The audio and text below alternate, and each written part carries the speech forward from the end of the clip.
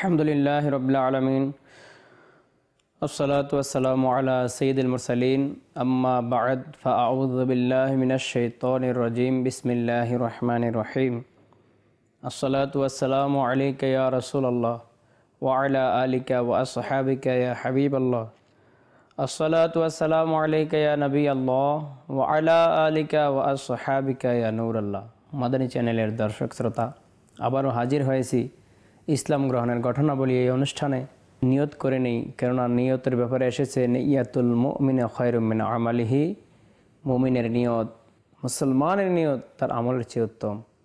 তো আল্লাহ তাআলার সন্তুষ্টি, রাসূল পাক সাল্লাল্লাহু আলাইহি সাল্লামের সন্তুষ্টি, অধিক সওয়াবের আশায় এবং ইলমে দ্বীন হাসিলের নিয়তে আমরা বয়ান শ্রবণ করব। আমিও বয়ান করার চেষ্টা করব ইনশাআল্লাহ তাআলা।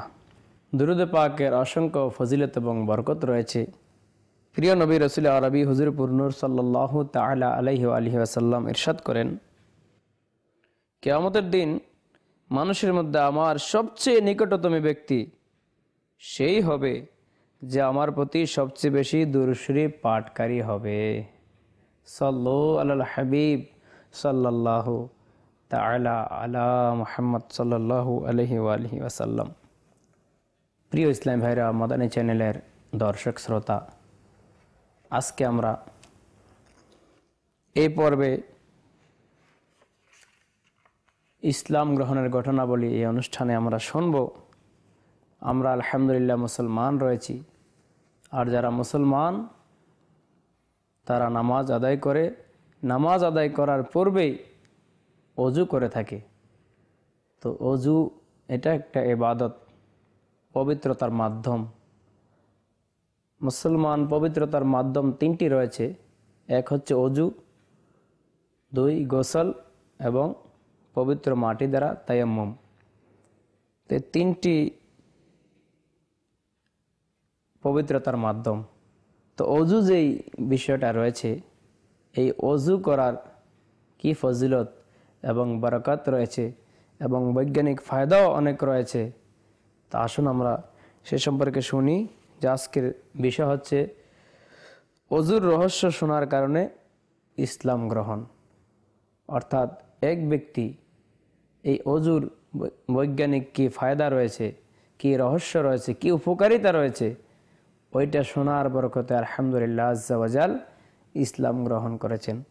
এরকম একটি ঘটনা, শেখে তরিকত আমির আহলে সুন্নাত দাওয়াত ইসলামের প্রতিষ্ঠাতা হযরত আল্লামা মাওলানা আবু বিলাল মুহাম্মদ ইলিয়াস আত্তার কাদেরী দামাত বারাকাতুহুমুল আলিয়া, তিনি তার লিখিত রিসালা অজু এবং বিজ্ঞান রিসালা, এই রিসালার ৪র্থ পৃষ্ঠায় লিপিবদ্ধ করেন এক ব্যক্তির বর্ণনা। এভাবে তিনি বলতেছেন যে আমি বেলজিয়ামে, অর্থাৎ অন্য একটা রাষ্ট্রে, বেলজিয়ামে কোনো এক বিশ্ববিদ্যালয়ের এক অমুসলিম শিক্ষার্থীকে ইসলামের দাওয়াত দিলাম। তো সে জিজ্ঞাসা করলো অজুর মধ্যে কি কি বৈজ্ঞানিক রহস্য রয়েছে। আমি নির্বাক হয়ে যাই।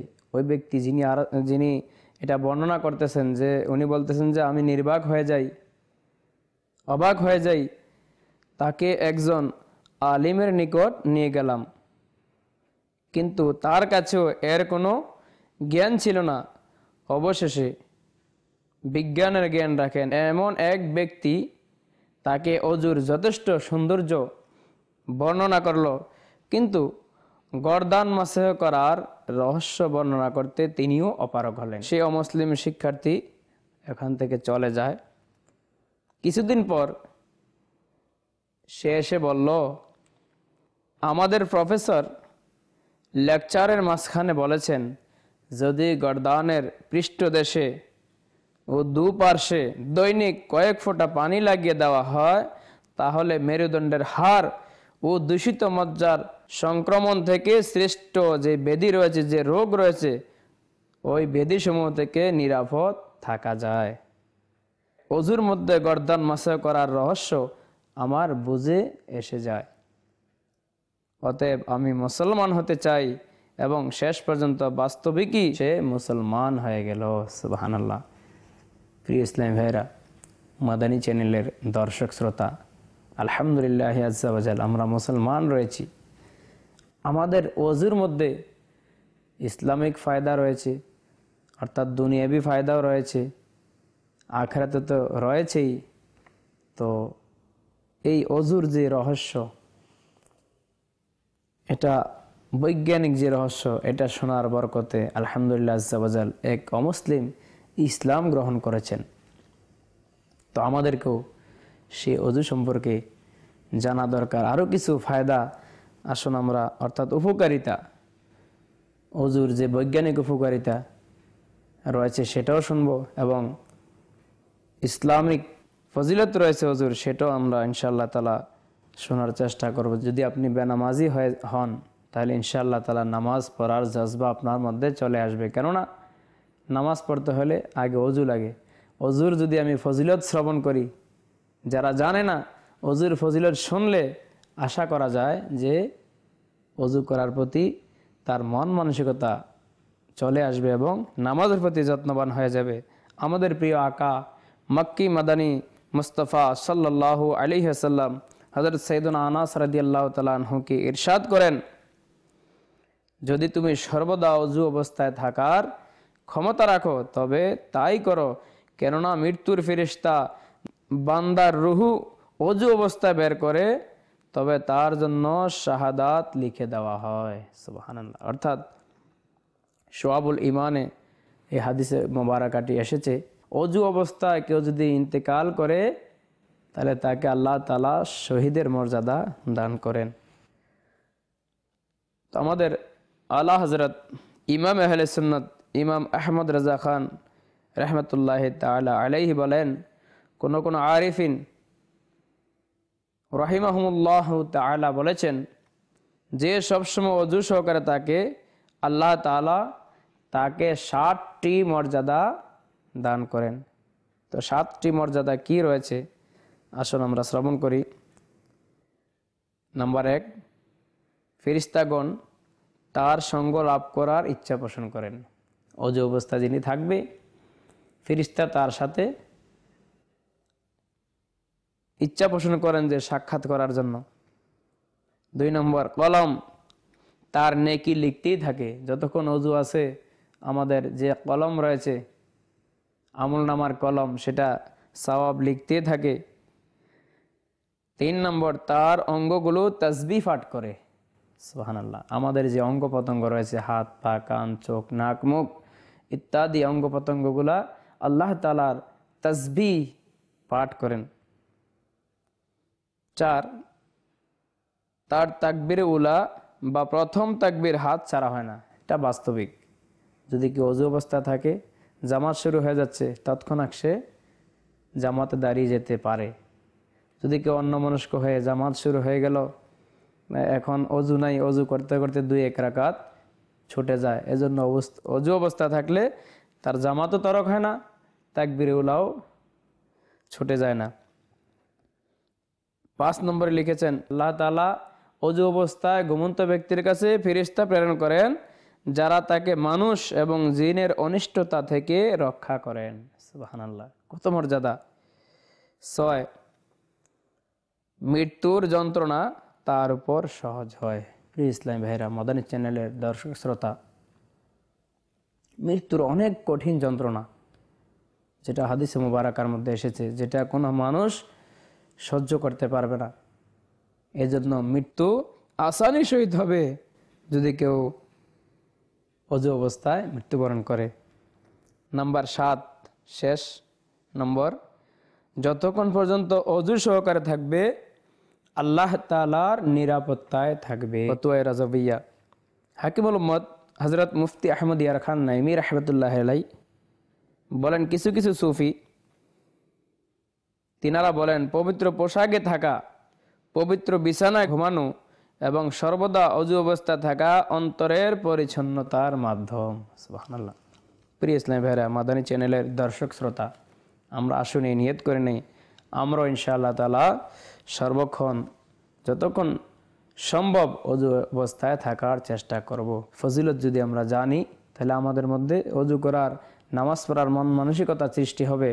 আর এই অজু, গোসল, তায়াম্মুম, নামাজ আপনি যদি সহি শুদ্ধভাবে শিখতে চান তাহলে দাওয়াত ইসলামের যেই মাসে মাসে, প্রত্যেক মাসে, সপ্তাহে মাদানী কাফেলা সফর করে থাকে, আপনার শহরের যেই জায়গায় ইজতিমা হয়ে থাকে সাপ্তাহিক, সেখানে অংশগ্রহণ করুন, মাদানী কাফেলা সফর করুন, কোর্স করুন। ইনশাআল্লাহ তাআলা আমাদের যে ফরজ উলুম রয়েছে, যেগুলো আমাদের উপর ফরজ, শরীয়ত আমাদেরকে ফরজ করে দিয়েছেন, সেই ফরজ উলুমগুলো আমরা শিকার ব্যবস্থা হয়ে যাবে। আল্লাহ তাআলা আমাদের সকলকে দাওয়াত ইসলামের মাদানী মহলে ইস্তেকামাত দান করুন। কেননা অজু হচ্ছে পরিচ্ছন্নতার মাধ্যম।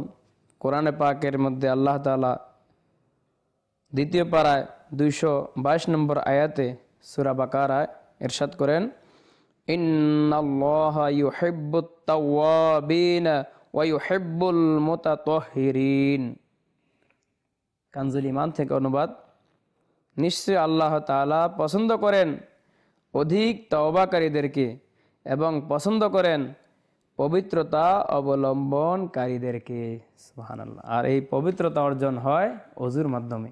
প্রিয় নবী সাল্লাল্লাহু আলাইহি ওয়াসাল্লাম ইরশাদ করেন, আত-তুহুরু নিসফুল ঈমান। পবিত্রতা ঈমানের অর্ধেক। আরও ইরশাদ করেন, নিশ্চয়ই ইসলাম পরিষ্কার পরিচ্ছন্ন ধর্ম, তাই তোমরা পরিচ্ছন্নতা অর্জন করো, কেননা জান্নাতে পরিষ্কার পরিচ্ছন্নরাই প্রবেশ করবে। তো প্রিয় ইসলাম ভাইরা, মাদানী চ্যানেলের দর্শক শ্রোতা, আমরা জানতে পারলাম কোরআনে কারিম এবং হাদিসে মুবারাকা থেকে পবিত্রতার কত দাম রয়েছে। আর পবিত্রতা অর্জন করতে হলে আমাদেরকে অজু করতে হয়। অজুর আমরা আলহামদুলিল্লাহ আজ্জা ওয়াজাল ফাজাইল শ্রবণ করেছি। আসুন এখন বৈজ্ঞানিক কিছু ফায়দা। কোনো মানুষ আমরা রয়েছি যে আমাদের দুনিয়াতে ফায়দা যেটা, সেটার পেছনে দৌড়াই, আখিরাতের ফায়দার তোয়াক্কা না করে দুনিয়াবি ফায়দার মধ্যে আমরা সারাদিন কাটাচ্ছি। এজন্য তাদের জন্য এটা উপকার হবে, যেহেতু অজু এমন একটা বিষয় যেটার মধ্যে দুনিয়াবি ফায়দাও রয়েছে। পবিত্রতার পাশাপাশি আখিরাতের ফায়দার উপকারিতার পাশাপাশি দুনিয়াবি উপকারিতা রয়েছে। যেমন এক মানসিক রোগের চিকিৎসক,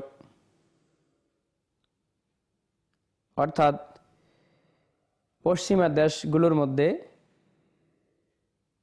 মানুষ চরম সমস্যার মধ্যে পড়েছে, যে মানুষের মস্তিষ্ক অকেজ হয়ে যাচ্ছে, পাগলখানা দিন দিন বৃদ্ধি পাচ্ছে, মানসিক রোগের হার দিন দিন বৃদ্ধি পাচ্ছে। বিশেষজ্ঞদের নিকট রোগীদের ভিড় সবসময় লেগে থাকে। পশ্চিম জার্মানির ডিপ্লোমা হোল্ডার একজন পাকিস্তানি ফিজিওথেরাপিস্টের বক্তব্য, পশ্চিম জার্মানিতে একটি সেমিনার হয়েছে যার আলোচ্য বিষয় ছিল মানসিক রোগের চিকিৎসা ওষুধপত্র ছাড়া আর কোন কোন উপায়ে হতে পারে এই নিয়ে।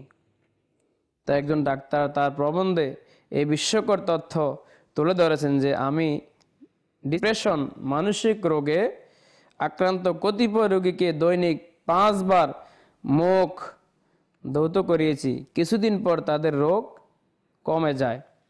অতঃপর এইভাবে রোগীদের অপর দলকে দৈনিক 5 বার হাত, মুখ, পা ধৌত করার ব্যবস্থা করেছি, এতে রোগ অনেকটা ভালো হয়ে যায়।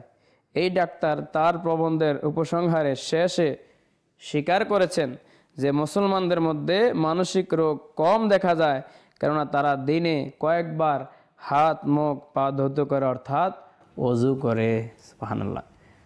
তো ডাক্তারদের যে পরামর্শ, তারাও স্বীকার করেছেন যে মুসলমানরা যে ওযু করে, সে আমাদের এই ওযুর মধ্যে দুনিয়াবি উপকারিতা রয়েছে। মানসিক রোগে যেই প্রভাব থেকে যারা দৈনিক ওযু করে তারা বেঁচে যায়। তা আসুন আরও শ্রবণ করি যে অনেকের ব্লাড প্রেশার হয়, উচ্চ রক্তচাপ হয়, সেটাও এক হৃদরোগ বিশেষজ্ঞ ডাক্তার খুবই জোর দিয়ে বলেছেন উচ্চ রক্তচাপে আক্রান্ত রোগীকে প্রথমে অজু করান, তারপর ব্লাড প্রেশার পরীক্ষা করুন, অবশ্যই তা কমে যাবে। এক মানসিক রোগ বিশেষজ্ঞ মুসলিম ডাক্তার বলেন, মানসিক রোগের উত্তম চিকিৎসা হলো অজু। তো প্রিয় ইসলাম ভাইরা, মাদানী চ্যানেলের দর্শক শ্রোতা, আমরা অজুর কি ফায়দা উপকারিতা, দুনিয়াবি অনেক ফায়দা, অনেক রোগ থেকে অজুর মাধ্যমে মানুষ বেঁচে যাচ্ছে। তা আসুন না আমরাও নামাজি হয়ে যাই। আর নামাজ যারা পড়ে তারাই তো অজু করে, যারা নামাজ পড়ে না কখনো তারা অজু করে না, হয়তো হাত মুখ ধুয়ে চলে যায় সকালে কিংবা রাতে, কিন্তু যখন কেউ অজু করবে সওয়াবও পাবে, তার শরীর পবিত্র হয়ে যাবে এবং তার দুনিয়াবি উপকারিতাও হাসিল হবে। এভাবে অর্ধাঙ্গ রোগ প্যারালাইসিস থেকেও মানুষ বেঁচে যায় এই অজুর কারণে। অজুতে অনেক রহস্য রয়েছে, যেমন হাত ধোয়ার মধ্যে অনেক রহস্য। এটা কিভাবে? সেটা হচ্ছে হাতের মধ্যে অনেক রাসায়নিক অনুকণা জীবাণু লেগে যায়। সারাদিন যদি কেউ ধৌত না করে হাতকে, তাহলে খুব তাড়াতাড়ি তার হাতে এই সকল চর্মরোগ হতে পারে, যেমন হাতের ঘামাচি, চামড়া ফুলা, একজিমা, চর্মরোগ, চামড়ার রং পরিবর্তন হয়ে যাওয়া ইত্যাদি হওয়ার সম্ভাবনা থাকে। তো আলহামদুলিল্লাহ, যখন আমরা অজু করব, অজুর মধ্যে আগে হাতে ধুইতে হয়। তো হাত যখন ধৌত করব, এই সমস্ত রোগ থেকে আমাদের হাত বেঁচে যাবে। তারপর আমরা মেসওয়াক করে থাকি, অজুর মধ্যে মেসওয়াক করে থাকি, এটারও অনেক ফায়দা। মেসওয়াকের তো অসংখ্য ফায়দা, এখানে বলার সেই সময় নেই। তো মেসওয়াকের একটি গুরুত্বপূর্ণ ফায়দা রয়েছে, উপকারিতা রয়েছে, এই যে যারা নিয়মিত অজুর মধ্যে মেসওয়াক করবে তার ঈমানের সহিত মৃত্যুবরণ হবে। সুবহানাল্লাহ, আল্লাহ তাআলার সন্তুষ্টিতে তার মৃত্যু হবে। প্রিয় ইসলাম ভাইরা, আসুন আরও শ্রবণ করি। বৈজ্ঞানিক অনেক ফায়দাও রয়েছে মেসওয়াকের মধ্যে। যে আমেরিকার এক প্রসিদ্ধ কোম্পানির গবেষণা অনুযায়ী মেসওয়াকের মধ্যে ক্ষতিকারক ব্যাকটেরিয়া ধ্বংস করার ক্ষমতা অন্যান্য যে কোনো পদ্ধতির তুলনায় 20 ভাগ বেশি রয়েছে। তো বৈজ্ঞানিক ফায়দাও রয়েছে মেসওয়াকের মধ্যে। তাইলে আমরা যারা অজু করব তারাই তো মেসওয়াক করব। তো প্রিয় ইসলাম ভাইরা, এভাবে অসংখ্য ফজিলত বরকতের পাশাপাশি দুনিয়াবি ফায়দাও উপকারিতা রয়েছে। আসুন তারপরে আমরা এবার শুনব যে কুলি এবং গড়গড়া করার বৈজ্ঞানিক উপকারিতা। এইডস রোগ এর প্রাথমিক লক্ষণের মধ্যে মুখ পেকে যাওয়া এটাও রয়েছে এইডস রোগের মধ্যে। তো মুখের দুর্গন্ধ, মুখের পার্শ্বদ্বয় ফেটে যাওয়া, মুখের ময়লা দাঁতযুক্ত রোগ এবং ছত্রাক হওয়া ইত্যাদিও আলহামদুলিল্লাহ আজ্জাওয়াজাল অজু করার সময় কুলি করাতে এই ভয়ঙ্কর রোগ থেকে নিরাপত্তা লাভ হয়। সুবহানাল্লাহ, অজুর মধ্যে ফায়দাই আর ফায়দা। হাত ধোয়ার মধ্যে ফায়দা রয়েছে, পা ধোয়ার মধ্যে ফায়দা রয়েছে, মাথা মাসের মধ্যে ফায়দা রয়েছে, আপনার মুখ ধোয়ার মধ্যে ফায়দা রয়েছে, তারপরে গর্দান মাসের মধ্যে ফায়দা রয়েছে। যেটা আজকে আমরা শ্রবণ করেছি, গর্দান মাসের যেই উপকারিতা, বৈজ্ঞানিক উপকারিতা, এটার বরকতে আলহামদুলিল্লাহ আজ্জাওয়াজাল একজন ইসলাম গ্রহণ করে নিয়েছেন। সেটা আজকের বিষয় ছিল যে অজুর রহস্য শোনার কারণে ইসলাম গ্রহণ। তো এভাবে যখন মানুষ নাকে পানি দেবে, তো নাকে পানি দেওয়ার কারণে বৈজ্ঞানিকদের গবেষণা অনুযায়ী এটাও অনেক উপকারিতা এবং রোগ বালাই মুক্ত করে। মানুষের অনেক রোগ থেকে সে নিরাপত্তা লাভ করে। কেননা আমরা যখন সারাদিন কাজকর্ম করি, ব্যবসা বাণিজ্যের মধ্যে যাই, তার মধ্যে অনেক নিঃশ্বাস আমরা নিয়ে থাকি। নিঃশ্বাস বের করতেছি, নিচ্ছি, অক্সিজেন গ্রহণ করতেছি, কার্বন ডাই অক্সাইড আমরা ত্যাগ করতেছি, এর মধ্যে অনেক ধোঁয়া, ধুলাবালি, জীবাণু আমাদের নাকের মধ্যে চলে যায়। তো যদি আমি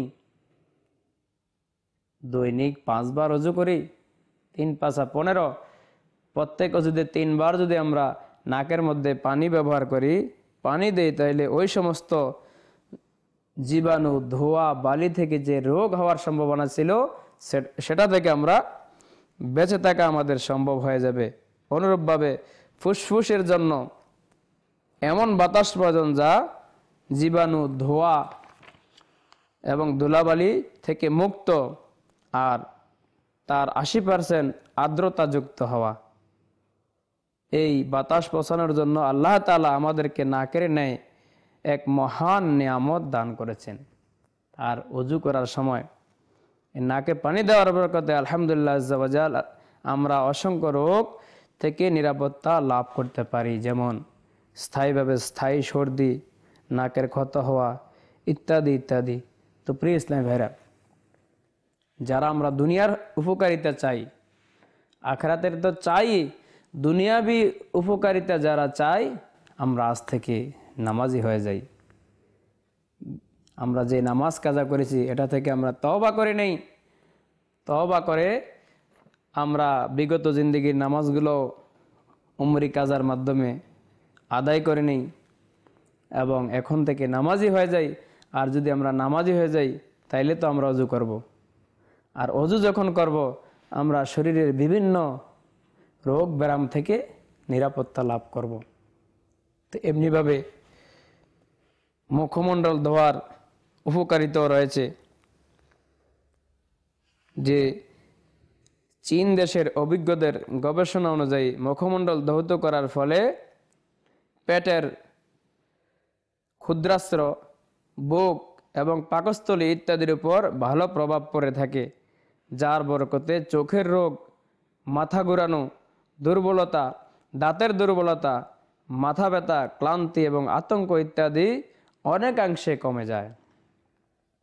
এবং যখন চোখের ভ্রু যখন বেজানো হয় তখন চিকিৎসকের মতে ভ্রু বেজার কারণে চোখের এমন একটি রোগের সম্ভাবনা দূর হয়ে যায় যা মানুষকে দৃষ্টিশক্তি থেকে বঞ্চিত করে দেয়।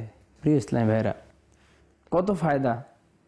অজুর মধ্যে যদি এত ফায়দা হয় তাহলে নামাজের মধ্যে কত ফায়দা হবে, উপকারিতা হবে।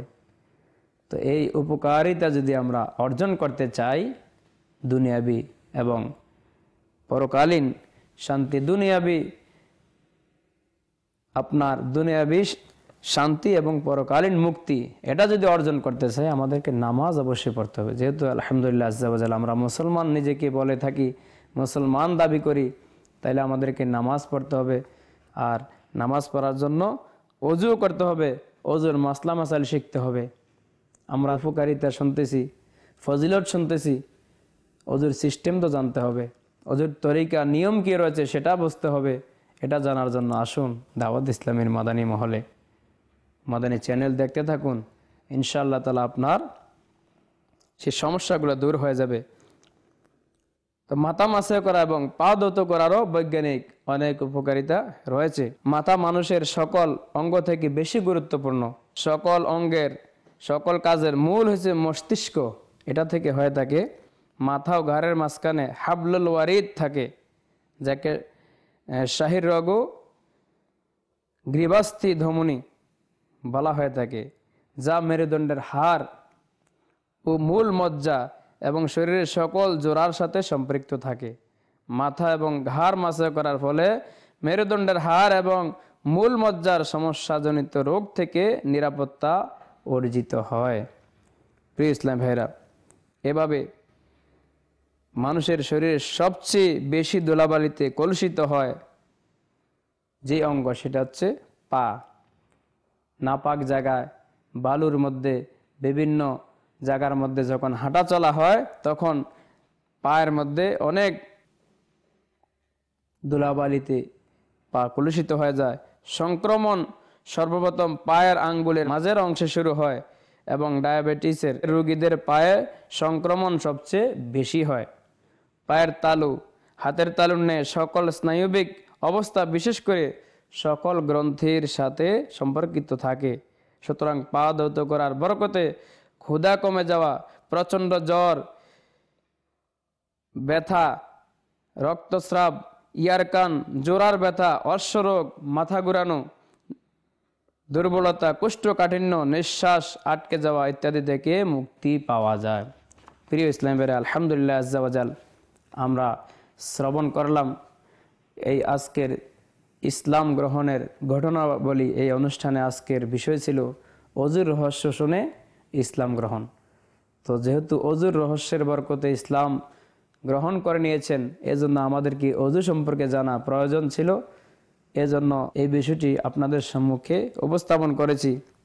এখান থেকে আমরা এই শিক্ষা অর্জন করি যে অজু যদি আমরা করি, নামাজ আদায় করি, ইনশাআল্লাহ তাআলা দুনিয়াবি উপকারিতাও পাবো, রোগ থেকে মুক্ত থাকবো ইনশাআল্লাহ তাআলা। আমরা এই ইবাদতের বিনিময়ে জান্নাত আমাদের হাসিল হবে।